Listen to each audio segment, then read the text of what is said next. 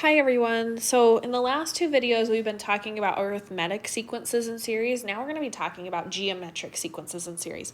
So the big difference between those two are that in arithmetic sequences, you're adding or subtracting something every time, and in geometric sequences, you're multiplying or dividing by something every time. And so a good example of a geometric series would be 2, 4, 8, 16, dot, dot, dot. Every time I'm not adding something, but I'm multiplying by something. So to get from 2 to 4, I multiply by 2. From 4 to 8, I multiply by 2. 8 to 16, I multiply by 2, so on and so forth. You could do the same thing with dividing. So if I had, let's say, 81, 27, 9, 3, dot, dot, dot. 81 to 27, I'm dividing by 3 or I'm multiplying by 1/3. We're going to kind of talk about it in terms of multiplying. So when you know that it's dividing by something, we multiply by the fractional portion of that.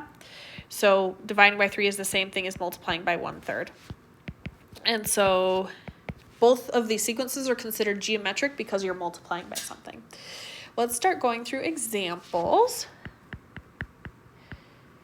So for the first example, we have 1, 4, 16, 64. And what we want to do is figure out if the sequence is geometric.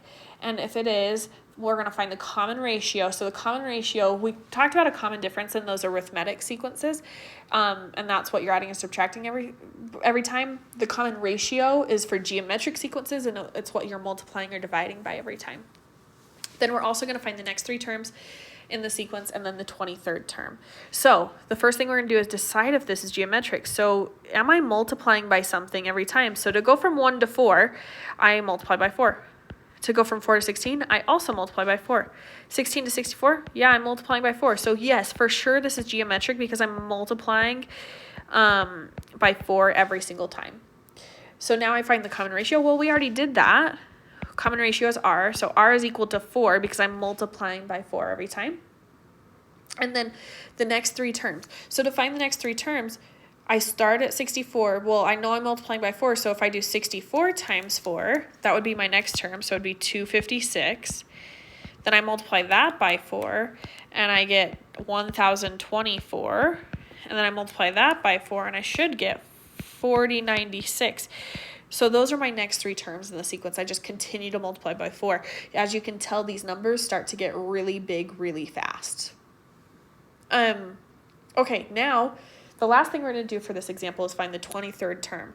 So once again, it's kind of similar to the arithmetic sequence. We could continue to write these numbers out until you have 23 numbers, and then that 23rd number is your answer. But there is a formula for it, so I'm going to show you that formula. It's a sub n is equal to a sub 1 times r to the power of n minus 1.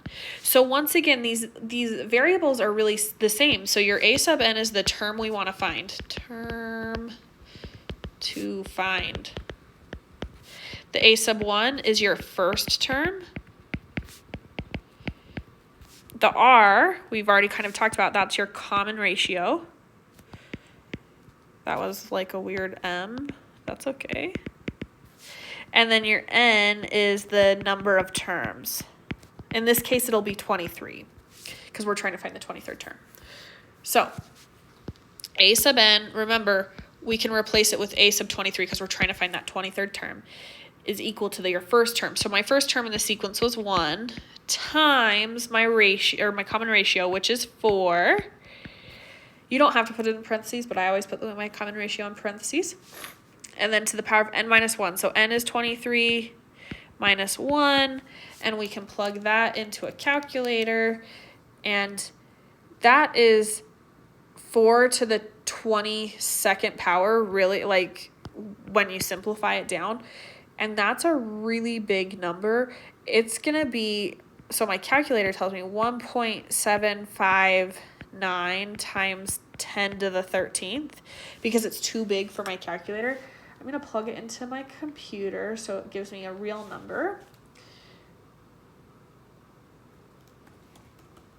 So the real number is so big my calculator can't handle it. It's 1.759 9, 2, 1, 8, 6, 0, 4, 4, 4, 1, 6. I promise on your self-check, those numbers won't be as big. Your calculator will be able to handle it. I did want to show you, though, how big these can get. So that's your 23rd term. Okay, let's do another example. And this example is 25, negative 5, 1, negative 1/5, dot, dot, dot, dot. Okay, so notice how it's switching between positives and negatives. This is a really big sign that it's geometric because when we're multiplying by something that's negative, it flips between positive and negative. So if I'm going between 25 and negative 5, I know it's getting smaller, which means that it's dividing by something. And I know that it's going from positive to negative, so I know it's a negative number that I have to be dividing by. So it's actually 1/5. So we're multiplying by 1/5. And you can double check that by doing 25 times negative 1/5. But the same thing goes right here. So to go from a negative to a positive, I also have to multiply by a negative because we know that a negative times a negative is a positive. And then from negative 5 to 1, we know that we're dividing by 5 again, which is the same thing as multiplying by 1/5. Okay, again, multiplying by negative 1/5. So we know because we're multiplying by the same thing every time that it's geometric. And then our common ratio is what we're multiplying by every time, which is negative 1/5. The next 3 terms in the sequence, we're going to do the last term that we had, which is negative 1/5, times our ratio, which is again is negative 1/5, which will give us 1/25. And then we multiply by negative 1/5 again, we would get negative 1/125.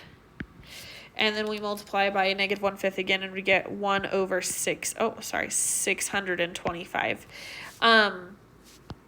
This, once again, we talked about how the other geometric sequence got really, really big. This one will get really, really small. Because your fractions are just getting, the bottoms of your fractions are just getting bigger and bigger and bigger, which makes the overall number really small. And now we're going to find the 23rd term, which again will be really, really small. So we're going to use that same formula, which is that a sub n is equal to a sub 1 times r to the power of n minus 1. And we know that it's going to be a sub 23 because we're finding the 23rd term is the first term, which is 25 times my ratio, which is negative 1/5 to the power of n minus 1, so 23 minus 1. It's really important, particularly when your ratio is negative, that you put it in parentheses. Like I said in the last one, it doesn't really matter if it's not negative, but it will matter if it is negative. So just get in the habit of putting it in parentheses. So now I'm going to plug that into a calculator, and I'm hoping that it'll give me, nope, it's going to give me something really, really small. My calculator's not going to be able to handle it. So let me put it into my computer.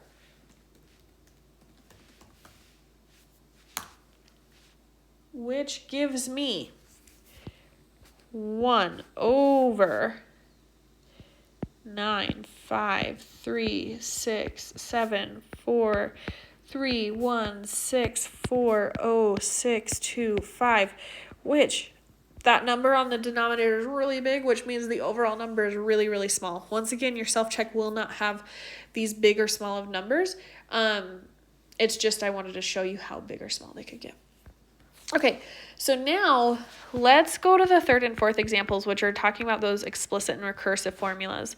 The third example is 7, 14, 28, 56.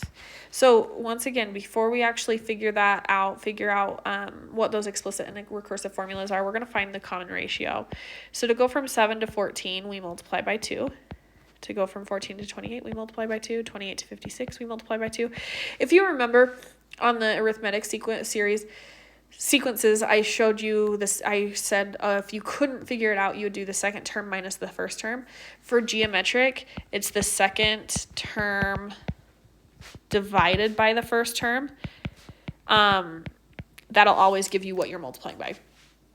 So 14 divided by 7 gives you 2, so I know it's multiplying by 2. Okay, so that means that my r is equal to 2 in this case. So now I'm going to show you the explicit formula, which is the one we were using earlier in the video, which is a sub n is equal to a sub 1 times r to the power of n minus 1. We already have that information, so a sub n, remember we're not on these explicit and recursive formulas, we're not replacing the n's. We leave the n's as is, but we can replace the a sub 1 and the r. So your a sub 1 is your first term, which is 7 in this case. And then your r is what we just found, that's 2 to the power of n minus 1. That's my answer for my explicit. There's no way that I can simplify that at all, so I'm just done right there. Okay, now let's talk about recursive. So for your recursive formula, it's really similar to the recursive in the arithmetic sequences. It's a sub n is equal to a sub n minus 1 times r, with a sub 1 is equal to your first term.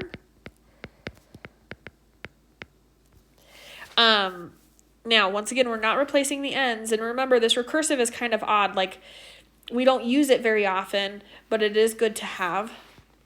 So it'll give you a sub n is equal to a sub n minus 1 times your r, which we decided was 2. And then a sub 1 is equal to your first term, which is 7. So this is my recursive. All right, let's go through that last example, which is -50, 10, -2, 2/5.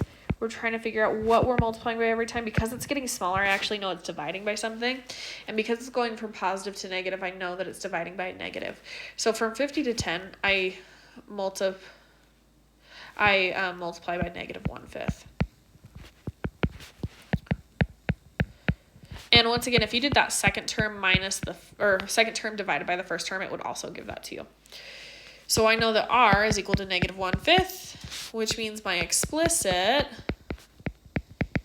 which the original formula is a sub n is equal to a sub 1 times r to the power of n minus 1, would be a sub n, I'm not replacing the n's, is equal to -50, because that's my first term, times my r, which is -1/5 to the power of n minus 1. So there's my explicit. And then recursive, the original formula, a sub n is equal to a sub n minus 1 times r, with a sub 1 being the first term, would give me a sub n is equal to a sub n minus 1 times -1/5, with a sub 1 being -50. And there we have it, geometric sequences.